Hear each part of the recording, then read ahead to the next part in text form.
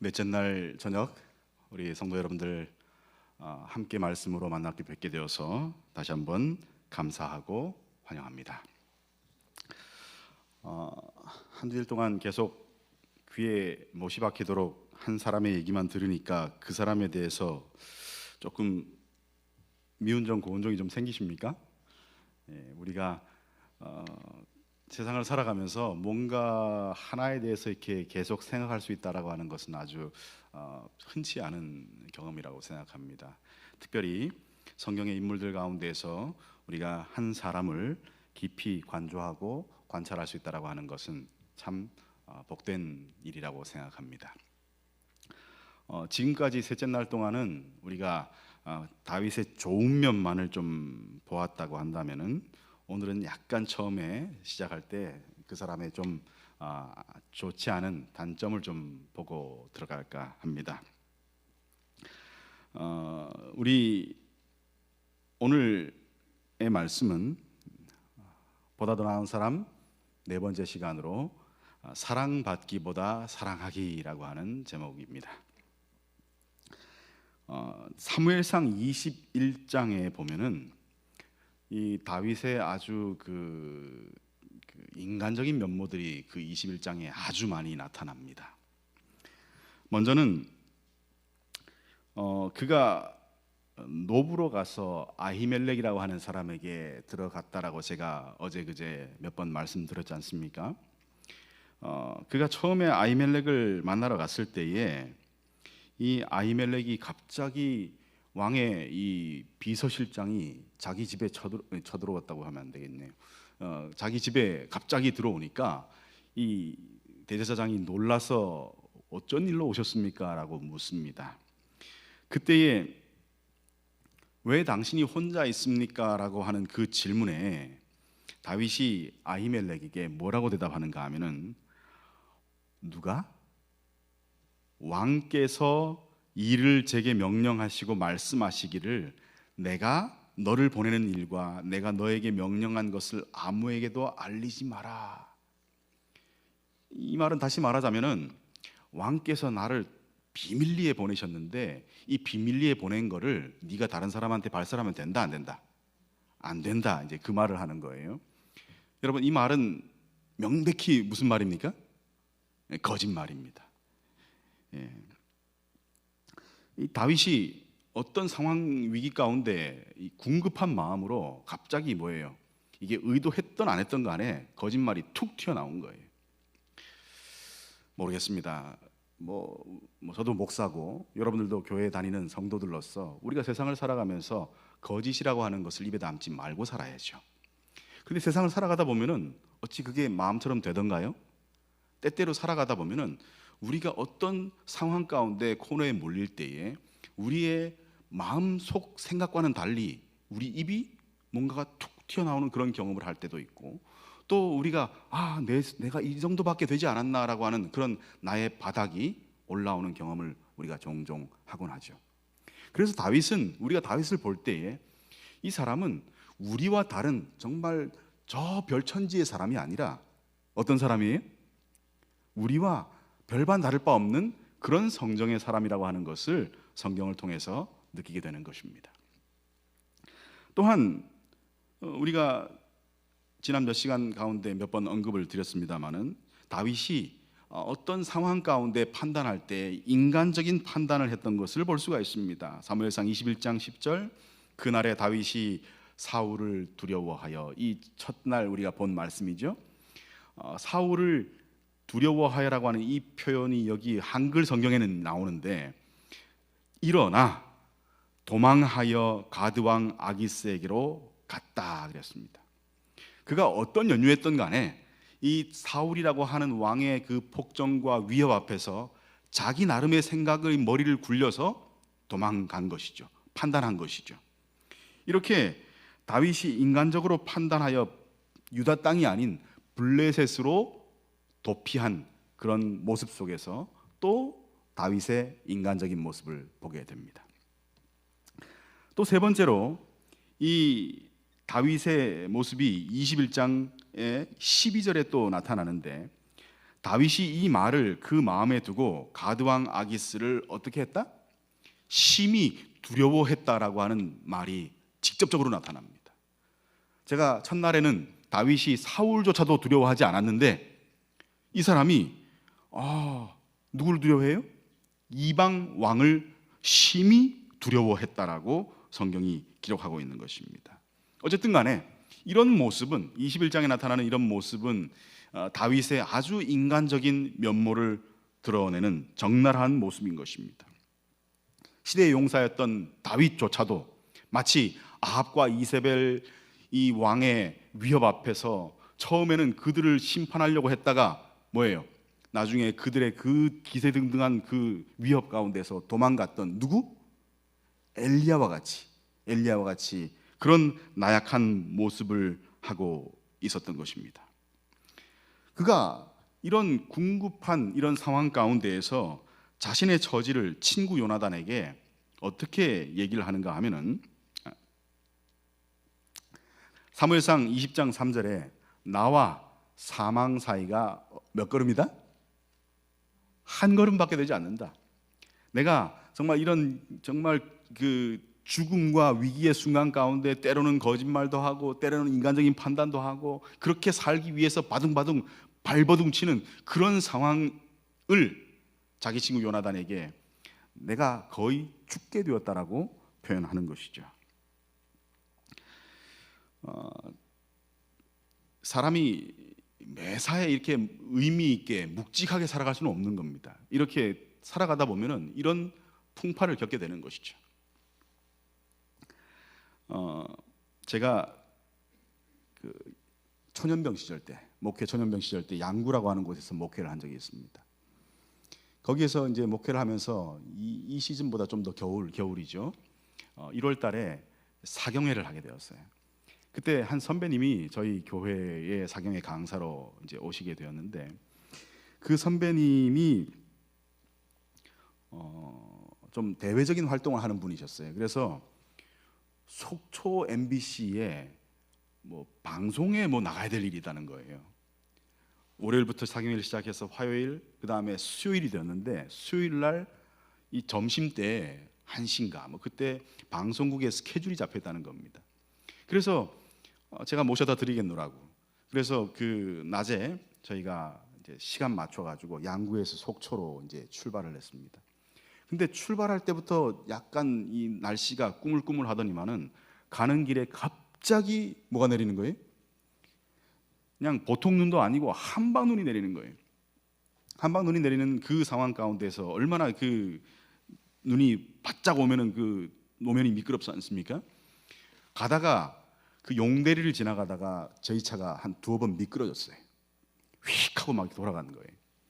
근데 이 선배님이 뭐 제가 실명을 말하지 않겠습니다. 덩치가 산만한 분이에요. 덩치가 아주 산만한 분이고 아주 그냥 겉으로 볼 때는 상당히 우락부락하게 생긴 분이세요. 근데 가슴은 어때요? 새만한 분이. 갑자기 차가 휙 하고 미끄러지는데 물론 저도 이제 제가 얼마나 무섭겠습니까? 제가 운전을 하고 있는데 그 상황 가운데 저도 조심스럽게 운전하는데 이분이 곁에서 이 선탑한 자리에서 너무 죄송합니다. 오두방정 이 아주 그 얼마나 반응을 리얼하게 하는지 하고 막 이렇게 창문에다가 막 뭘 잡고 아주 얼마나 그런지 모르겠어요. 어떻게 갔는지 모를 정도로 그래도 선배님을 이게 조심해서 이렇게 모시고 가야 되는 그런 상황 가운데서 게다가 방송국 시간이 이게 정해져 있잖아요. 그러니까 그 생각을 못하고 출발했다가 눈이 오니까 얼마나 급합니까? 그래서 속도를 낼 수밖에 없는 거예요. 그렇게 가서 그 용대리를 지나서 지금은 터널이라도 뚫렸죠. 그땐 터널이 없었습니다. 그러니까 뭘 넘어야 돼요? 미시령을 넘어야 돼요.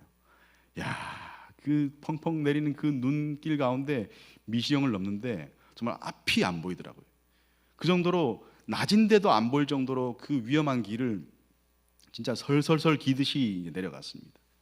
내려가서 그 지금 한화 콘도라고 그러죠. 한화 그 콘도 거기 사거리 그쪽을 이제 지나갈 때쯤 돼서 이제는 진짜 얼마 한 5분에서 10분밖에 안 남고 그까지 방송국까지 그거밖에 안 남아가지고 거기서 쌩 하고 제가 속도를 냈어요. 속도를 냈는데 저보다 저희 차에서 한 300, 400m, 4, 500m 한 어림짐작해서 그 정도 앞에서 한 3차로 도로에서 차 2대가 갑자기 미끌하더니만은 저희 앞에서 팽이처럼 도는 거예요.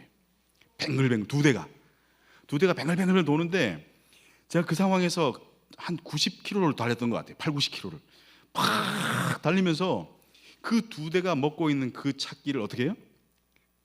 보면서 그걸 지나가는 것입니다. 멈춰야 되는데 멈추면은 그 차에 그냥 박을 것 같고, 그래서 브레이크를 밟지 않고 그냥 엔진 브레이크 넣은 상태에서 그 옆에 갓길 쪽으로 파고들었어요. 2대가 뱅글뱅글 도는 사이에서 거기에서 싹 하고 지나가는데 진짜 거짓말 안 하고 깻잎 한 장 차이로 지나갔어요. 근데 저는 아주 비장한 각오로 지나가는데 이분이 어떻게 했을까요?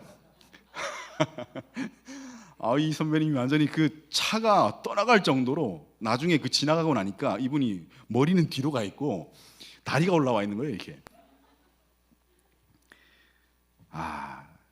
결국에 그 시간에 예정대로 그곳에 도착을 하긴 했습니다만은 딱 도착했는데 그분 귀에서 물이 흘러내리더라고요. 얼마나 놀랐는지 모르겠는데 아주 그렇게 지금 지나고 보면은 참 웃을 그런 해프닝이 있었습니다. 이 다윗도 우리가 볼 때는 뭔가 대단하고 위인 같은 사람이지만 이 사람의 마음이 어때요? 때때로 인간적으로 상당히 쫌스럽고 어찌 보면 인간적인 그런 면모가 있던 사람이었다는 거예요.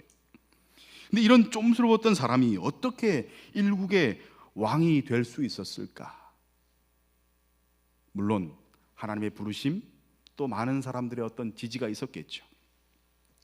다윗의 도망 기간을 정확히 추론할 수는 없지만은 대체적으로 학자들의 추론으로 볼 때에 최소 10년 이상에서 15년 미만 정도로 그가 도망을 다녔을 거라고 봅니다. 다윗이 온 이스라엘의 왕으로 오른 때가 30살이었습니다. 그렇다면 10대 후반이나 적어도 20살부터 도망, 유리하는 생활을 했다라고 하는 것인데, 분명한 것은 결코 작지 않은 그 시간 동안 다윗은 만들어지고 있었고 그가 점점 더 자라나고 있었다라고 하는 것이죠.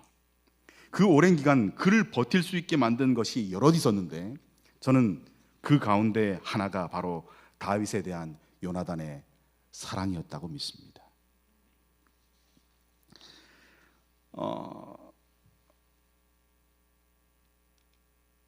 렘브란트라고 하는 화가 잘 아시죠? 아마 이름은 한 번쯤은 다 들어보셨을 것입니다. 아마 그림에 조예가 있으신 분들은 이 그림을 좋아하는 분도 계실지 모르겠습니다. 그는 17세기 네덜란드를 대표하는 화가였습니다. 그가 얼마나 유명했는지 네덜란드 사람들은 17세기를 렘브란트의 시대라고 부릅니다. 그리고 그 당시 유럽 사람들은 네덜란드를 무슨 나라라고 불렀어요? 렘브란트의 나라라고 부를 정도로 그 자체가 네덜란드를 상징했던 것입니다. 특별히 렘브란트는 여러분들 지금 이 그림을 보시다시피 그의 그림의 특징이 뭐예요? 이 음과 양, 특별히 어두움과 밝음, 그것을 극단적으로 표현하는 그런 기법을 쓰고 있습니다. 그래서 그를 빛과 어두움의 화가라고 불렀어요. 근데 그의 별명처럼 그의 삶도 참 빛과 어둠이 교차하는 그런 삶을 살았습니다. 그의 전반부는 참 유복하고 되게 화려한 그런 삶을 살았어요.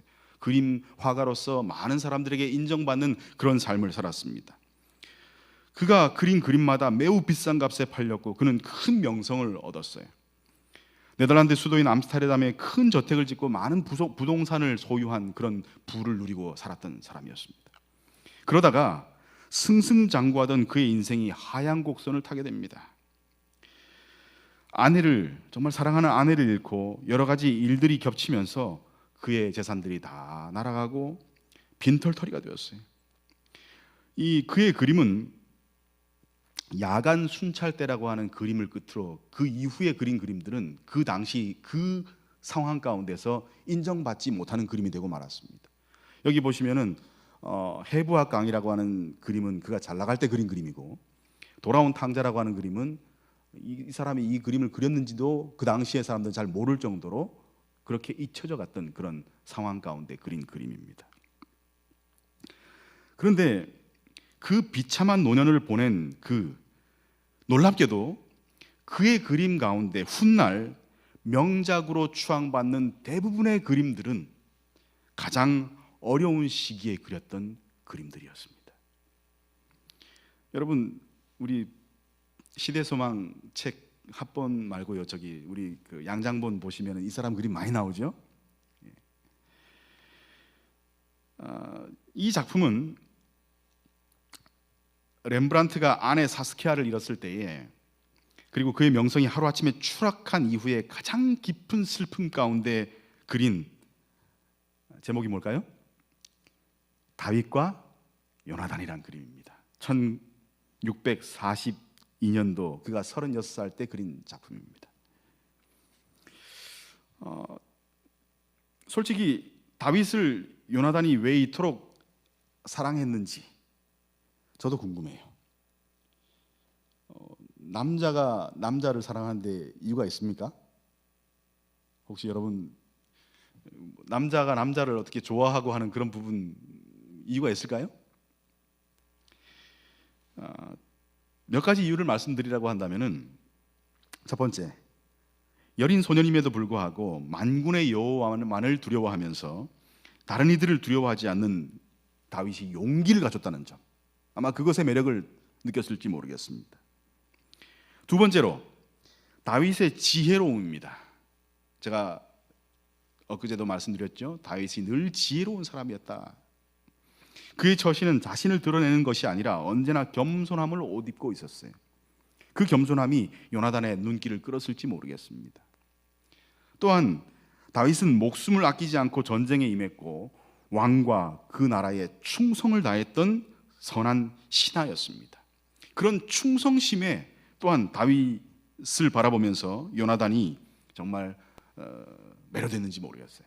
그래서 다윗의 충성됨이 요나단이 사울 왕에게 강력하게 다윗의 결백을 주장하는 근거가 되었던 것입니다.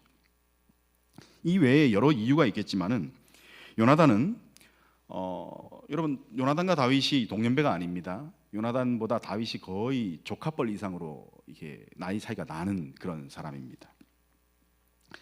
근데 이 사랑 가운데 저는 이게 지금 얼어버렸네요, 액정이. 저는 이 언약의 관점에서 한번 풀어가 보려고 합니다. 다윗과 요나단 사이에는 세 번의 언약에 관한 말씀이 나옵니다. 첫 번째가 사무엘상 18장 3절입니다. 요나단은 다윗을 자기 생명같이 사랑하여 더불어 언약을 맺었다라고 하는 기억이 처음에 등장합니다. 그리고 두 번째 말씀은 요나단이 다윗의 집과 언약하기를 여호와께서는 다윗의 대적들을 치실지어다라고 하는 말씀이 나오고요. 세 번째 말씀은 23장 18절에 두 사람이 여호와 앞에 언약했다라고 하는 말씀이 영어프 등장합니다. 차례로 나오는 이 세 번의 언약은 언약의 가치라고 하는 측면에서는 변함이 없지만은 집중적으로 이 언약이 점점 더 어떻게 되는가 하면 발전해요. 처음에는 일방적으로 요나단이 다윗을 향한 짝사랑과 같은 언약이었어요. 요나단이 다윗을 자기 생명같이 사랑하여 더불어 언약을 맺었다라고 하는 그렇게 말씀으로 이제 시작되는데, 두 번째 나오는 언약은 요나단이 자기 이 다윗과만 언약을 맺는 게 아니라 사무엘상 20장 16절에 보시면은 이에 요나단이 다윗의 집과 언약을 맺었다라고 성경이 기록하고 있는 거예요. 여러분, 두 사람이 사랑하는 것과 두 사람이 결혼하는 것은 어떤 문제입니까? 어찌 보면 상당히 별개의 문제예요. 로미오와 줄리엣은 서로 사랑하는 사이였지만은 그 두 사람이 뭐예요? 가족과 함께 그 가족이 만났을 때에는 완전히 상황과 양상이 달라졌죠. 자, 그렇게 두 사람의 언약이 처음엔 개인으로부터 시작했다가 나중엔 집으로 확장되고, 세 번째 사무엘상 23장 18절에 가면은 두 사람이 여호와 앞에서 언약했다라고 그 언약이 점점 더 확장되는 것을 보게 되는 것입니다. 이것을 그들 사이에 있던 이 모든 우정과 언약을 인간의 지혜나 말로 설명하기는 좀 불가능합니다. 하지만 그 위에 하나님의 인도하심이 함께 하셨음을 우리는 영감의 말씀을 통해서 확인할 수 있는데요. 부조와 선지자 2권 242페이지에 이런 말씀이 나옵니다. 다윗에 대한 요나단의 우정도 역시, 잠시만요.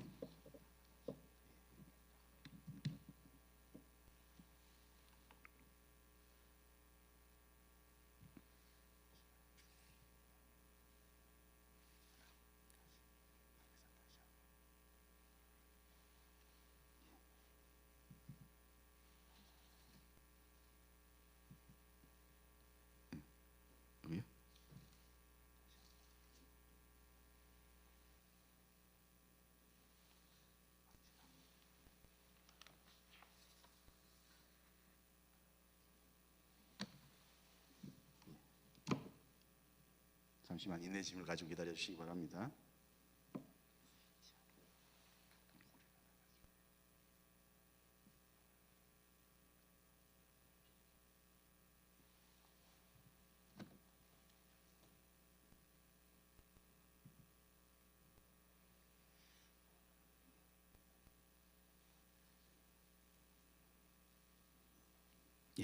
제가 하도록 하겠습니다.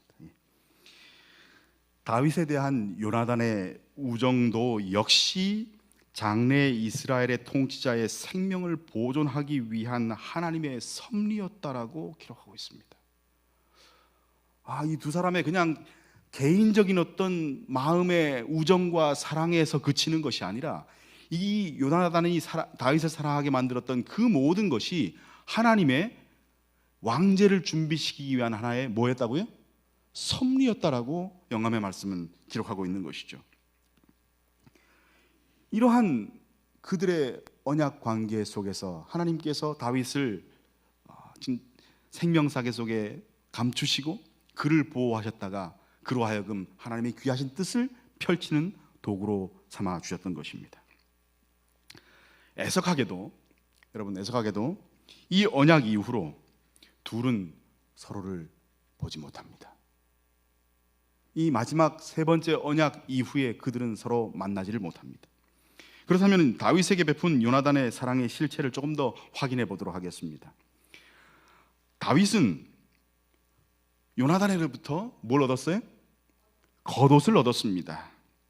이것은 바로 필요를 채워주는 사랑이라고 말할 수 있겠습니다.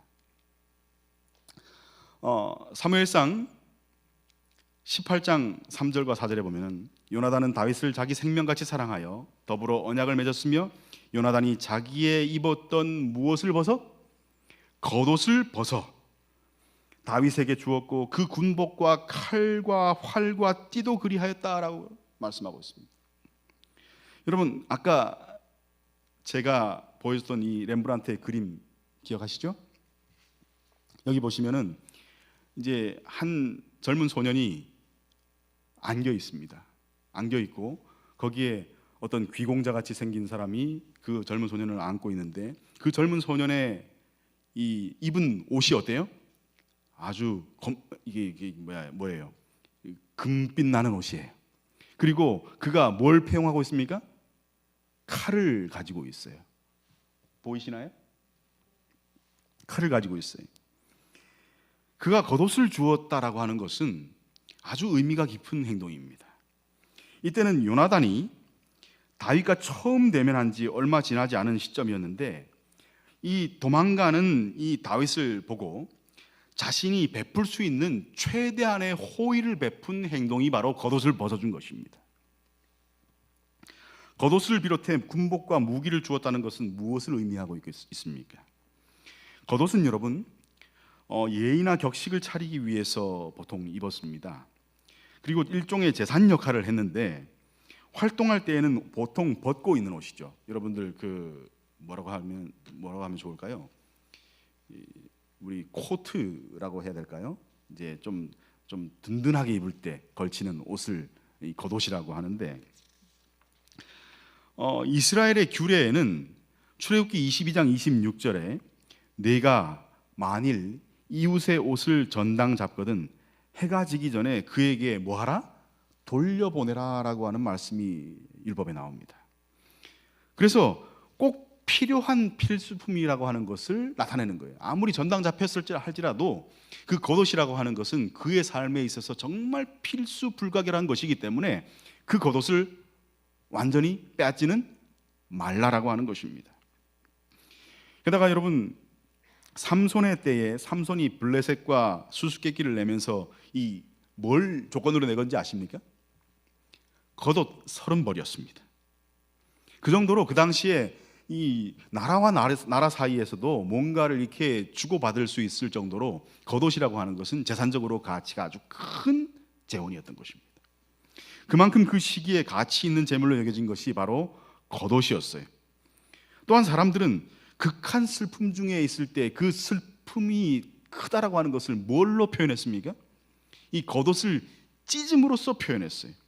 그만큼 이 겉옷을 찢는다라고 하는 것은 정말 큰 어떤 마음의 그런 아픔을 표현하는 그런 상징화된 행동이었던 것입니다.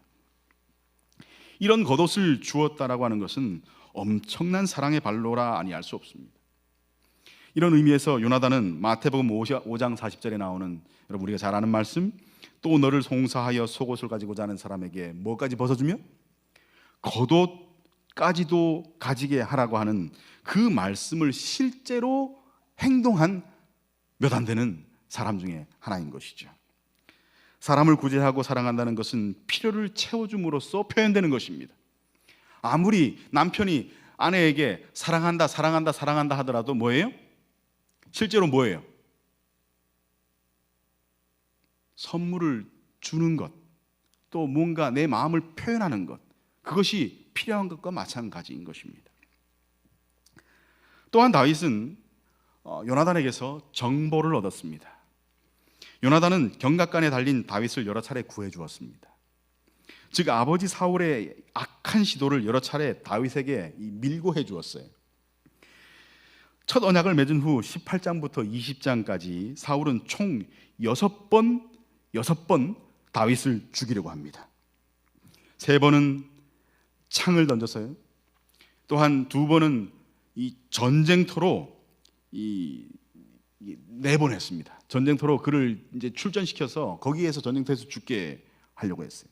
그리고 한 번은 암살 부대를 보내가지고 그를 죽이려고 했습니다. 그런 고빗길마다 누가 그 죽음에서 피할 수 있는 정보를 주었다고요? 요나단이에요. 요나단은 정말 자신이 할 수 있는 최선을 다해서 친구의 목숨을 구하고자 했던 것이죠. 사무엘상 19장 3절에 보면은 내가 나가서 너 있는 들에서 내 부친 곁에 서서 내 일을 내 부친과 말하다가 무엇을 보거든 내게 알게 하리라. 여러분, 이 말씀을 어떤 그 학자가 추석하기를, 유진 피터슨이라고 하는 유명한 이 목사님이 뭐라고 주석했냐면은 요나단의 우정은 다윗의 영혼을 뭐했다? 점령했다. 저 이 말씀, 이 표현이 너무 좋아요. 요나단의 우정은 다윗의 영혼을 점령했다. 사울의 증오심이 결코 점령하지 못했던 것을 말이다 라고 기록하고 있습니다. 또한 다윗은 위로를 얻었습니다. 바로 구원으로 인도하는 사랑을 요나단으로부터 받았습니다. 요나단이 다윗이 큰 위험에 빠졌을 때에 그로 하여금 하나님께 눈을 돌리게 해 주었습니다.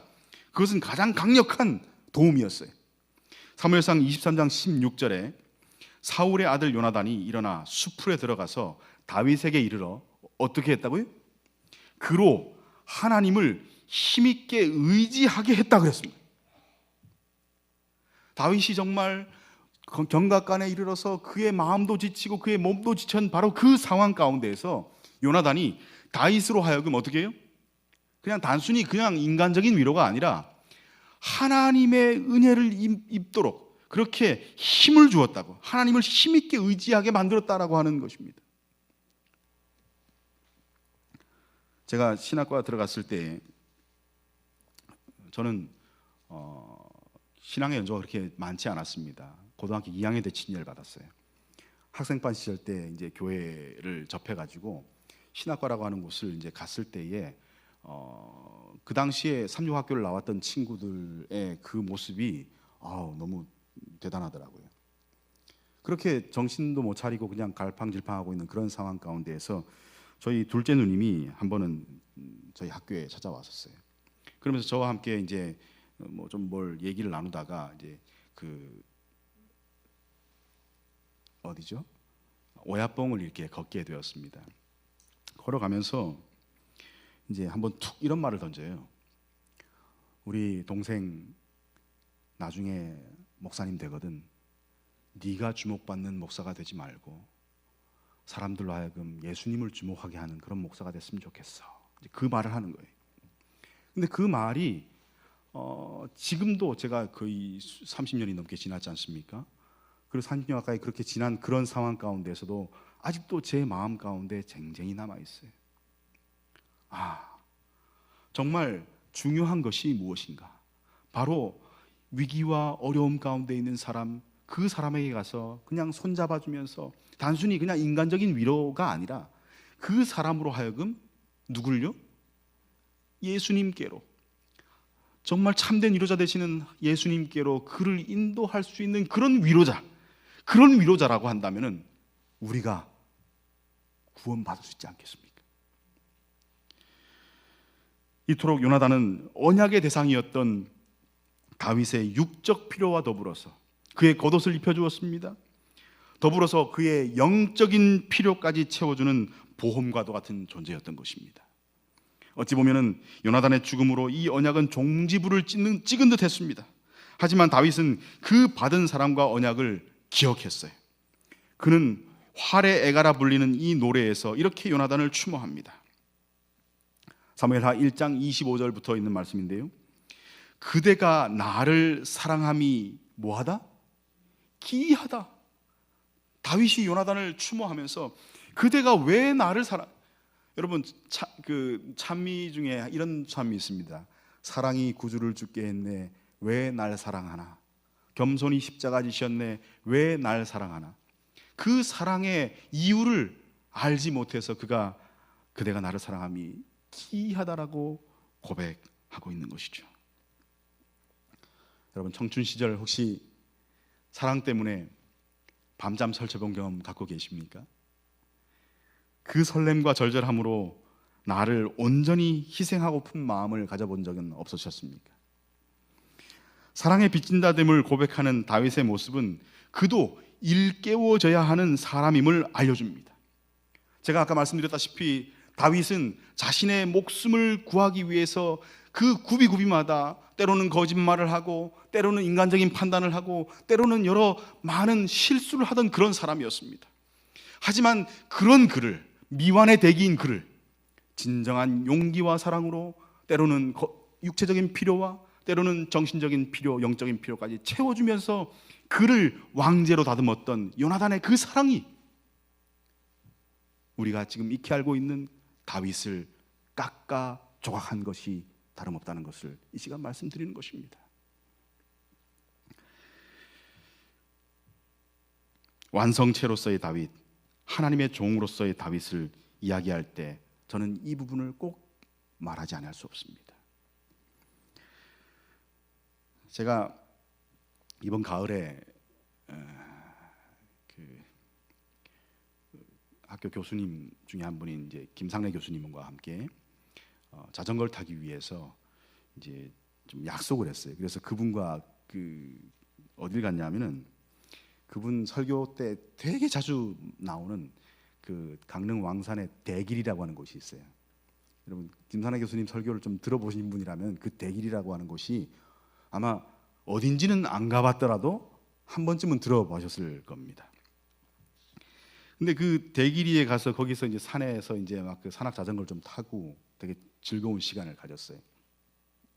근데 그 주변에 있는 그 동네가 과거에는 정말 그 산판, 여러분 그 뭐죠, 나무 잘라가지고 파는 그런 정말 아주 진짜 시시산골이었는데, 그곳 주변이 지금은 별을 관측하고 많은 가족들이 와서 진짜 그 아주 오손도손 그 재미있는 레저를 즐기는 곳으로 변모했더라고요. 근데 이제 거기에서 산을 타고 난 다음에 내려오는데 우리 교수님이, 야, 여기까지 왔으니까 어디 좀 하나 둘러볼 데가 있다 하고 어딜 데려가시는 거예요. 근데 거기가 어딘가 하면은 대길이에 있는 모정탑이라고 하는 곳이었습니다. 혹시 가보신 분 계십니까? 우리 목사님 나중에 혹시 봄, 가을 여행 때 한번 교인들 거기 가면 하면 좋을 것 같아요. 거기에 이제 들어가는데 그 초입부터 시작해서, 여러분들 우리 한국 사람이면은 좀 영험한 곳에 가면 다 뭐 합니까? 사람들이 돌 쌓죠. 돌을 층층이 쌓지 않습니까? 그 곳에 이제 모정탑이라고 하는 곳에 갔는데 입구부터 시작해서 사람들이 막 돌을 쌓아놓은 것이 막 보이는 거예요. 거기서부터 그 목적지까지 한 1km 넘게 들어가는데 다 이 돌짝밭인데 주변으로 지나가는 곳마다 다 돌이 쌓인 거예요. 이 거기 주변에 이제 돌들을 가만히 보다 보니까 여기 보니까 신광복 1976년 7월 20일 생 보이십니까? 돌에. 그리고 김영, 여기 뭐라고 돼 있는데 1969년 2월, 뭐 하여튼 그렇게 계속 사람의 이름이 쓰여 있고 거기에다 돌이 이렇게 막 쌓여 있어요. 이게 뭐냐고 여쭤보니까 이게 사람들이 와가지고 자기 자식들 잘 되라고 쌓아놓은 돌이라고 하는 거예요. 근데 왜 여기에 이렇게 사람들이 돌을 많이 쌓았습니까? 라고 여쭤보니까 여기 조금 더 들어가서 이제 목적지 가보면은 이제 한 어머님이 자식을 위해서 그곳에서 한 20년이 넘도록 거기에서 먹고 자고 하시면서 자식을 자식이 계속 시름시름 앓고 병을 앓았는데 그 병 앓는 것을 이제 좀 극복하게 해달라고 거기다가 20년이 넘도록 돌을 쌓은 거예요. 그 어머님 이름이 차순자 옥자 되시는 분인데 결혼한 이후에 4남매를 두었지만은 아들 2을 잃고 남편은 정신질환을 앓고 하는 등 집안에 우환이 끊이지 않았다고 해요. 그렇게 40대 중년에 접어들던 어느 날 뭐 말씀해서 드리긴 적절치 않습니다만 할머니가 꿈속에 나타난 산신령으로부터 계곡에 돌탑 3,000개를 쌓으면 집안이 평안해질 거라고 하는 그런 소위 말해서 계시를 받게 됩니다. 강릉 시내에 살던 기 할머니가 이때부터 이제 깊은 산골을 찾아다니기 시작한 거예요. 그래서 왕산이라고 하는 곳을 찾아갔고 거기 대길이에 있는 한 산을 찾아가서 정말 깊숙한 그 산골 골짜기에 들어가서 1986년부터 2011년 향년 68세로 돌아가실 때까지 무려 26년 동안 돌탑을 쌓기 시작한 것입니다.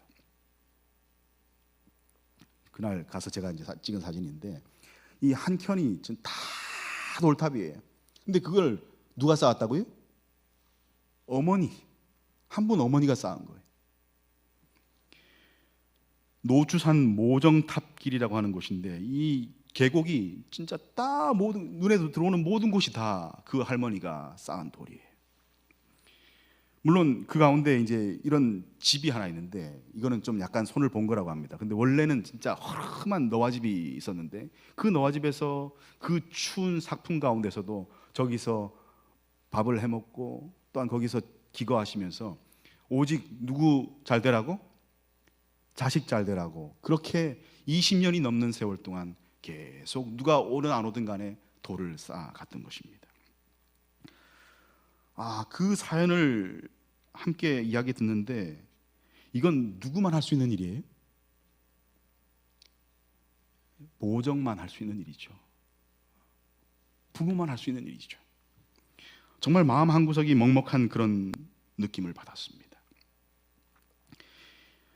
이런 정말 비견할 수 없는 그런 놀라운 사랑을 받은 다윗이 어떻게 그 사랑을 기억하고 보답했는지는 오늘 약간만 언급하고 안식일 날 다시 말씀드리도록 하겠습니다. 사무엘하 9장에 보면은 다윗의 왕권 확립의 과정 중에서 다소 삽입된 듯한 한 이야기가 나옵니다. 그것은 요나단을 향한 다윗의 그리움으로 시작됩니다. 사무엘하 9장에 다윗이 사울의 종이었던 시바에게 사울의 집 소생 중에 남은 사람이 없는지를 찾습니다. 근데 조선 왕조가 들어서고 난 다음에 여러분, 왕씨들이 대부분 어떻게 됐어요? 다 죽임을 당했죠. 생존을 위해서 이 왕씨들이 살기 위해서 대부분 자신들의 성을 뭘로 바꿉니까? 전씨로 바꾸고 옥시로 바꿉니다. 그렇게 사울의 자손들은 다윗의 의도하고는 다르게 다윗을 옹립했던 많은 부하들, 그리고 그 정권의 사람들이 사울의 일가 친척 모든 씨 하나까지라도 다 찾아내서 어떻게 했어요? 다 죽여버렸어요. 다 죽여버렸어요. 근데 다윗이 왕에 올라서 그 오르고 난 이후에 그 상황이 평정되자마자 제일 먼저 한 일이 뭔가 하면은 사울의 종을 찾아가지고 누굴 찾는 거예요? 사울에게 남은 자식이 있느냐, 사울에게 그의 후손이 혹시 이 가운데 없느냐. 시바가 요나단의 소생 중에서 장애를 가진 아들이 하나 있었다라고 하는 것을 보고합니다. 다윗은 그를 당장 데려다 오라고 말하고 사울의 재산들을 온전히 다 그에게 돌려주면서 왕의 상에서 먹고 마시게 그렇게 만듭니다. 도무지 이런 사랑을 예전에 받아보지 못했던 이 무비보셋, 요나단의 이름으로 사랑을 베풀기 위해 사울의 가족 중에 남아있는 사람이 있느냐라고 물었을 때 사실상 다윗은 이렇게 물은 것입니다. 여러분, 여기 책 중간에 보면요, 내가 사랑하려 하는데 원수의 진영에 남아있는 사람이 없는가라고 그가 묻는 것입니다. 내가 사랑하려 하는데, 그러면서 여기 책 마지막 표현에 보면요, 그러나 그들은 어떠한 일이 벌어진다 해도 사랑의 관계를 유지하기로 약속했다라고 하는 그들의 공고한 약속이 거기에 나옵니다. 얼마나 멋집니까? 이 두 사람의 선대에 이루어진 그 언약과 약속이 후대에 이르러까지 이어지는 모습을 우리는 성경을 통해서 확인하게 되는 것입니다. 그리고서 역대기에서 그에 대한 이야기가 나옵니다. 역대상 8장 34절에 보면은 여러분 이 말씀을 한번 보시기 바랍니다. 요나단의 아들은 누구라? 무립발이라. 이 말을 다시 말하면 무비보셋입니다. 그 무립발이 미가를 낳았다. 사울의 씨 가운데 한 명이 어떻게 됐어요? 살아남았어요. 이처럼 다윗은 요나단과 맺은 그 언약을 잊지 않고 그의 아들을 거둠으로써 그들이 이스라엘의 일원으로서 당당히 살아갈 수 있도록 그에게 인애를 베풀었던 것입니다. 여러분, 우리는 주님의 십자가의 희생을 받아서 하나님께 언약을 맺었습니다. 그 언약은 천농처럼 강합니다. 우리도 이 한 해가 다 가는 시점에서 다시 한번 돌아보길 바랍니다. 내가 사랑받을 자격이 있는 사람인가? 나는 이 세상을 도대체 어떻게 살아왔는가?